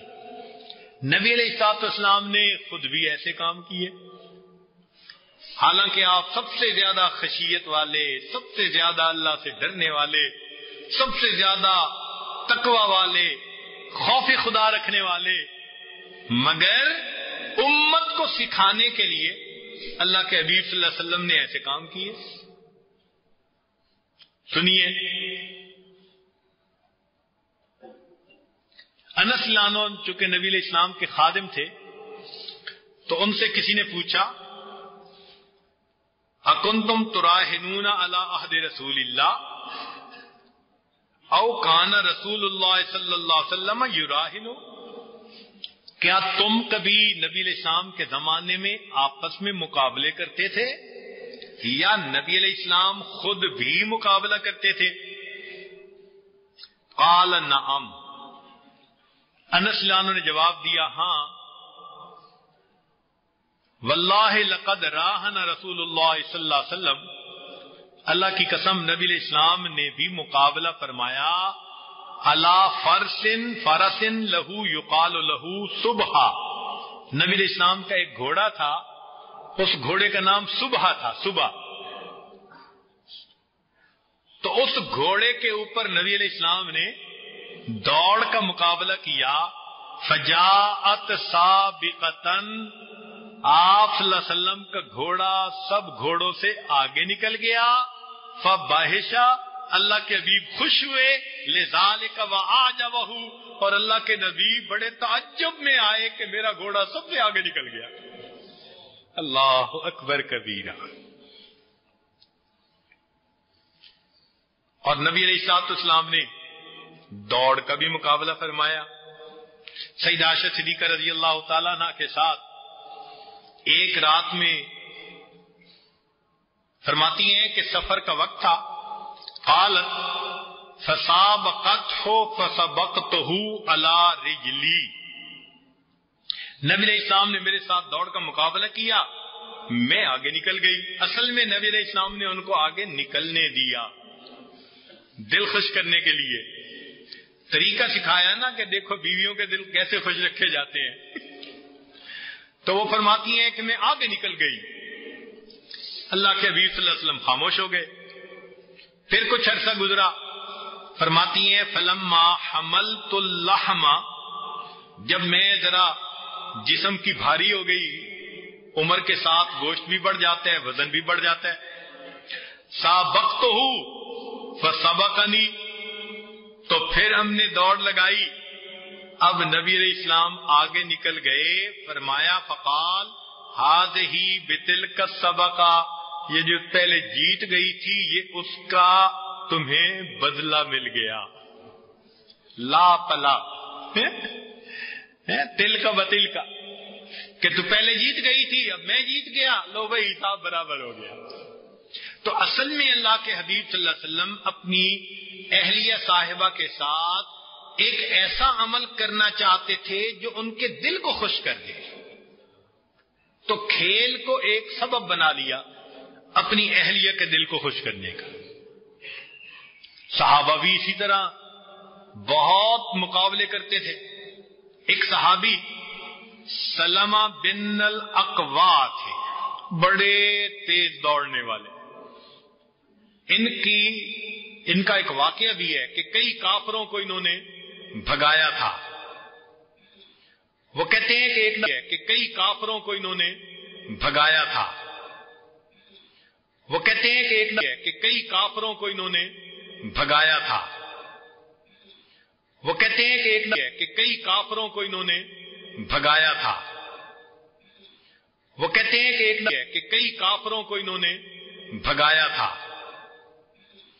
وہ کہتے ہیں کہ کئی کافروں کو انہوں نے بھگایا تھا.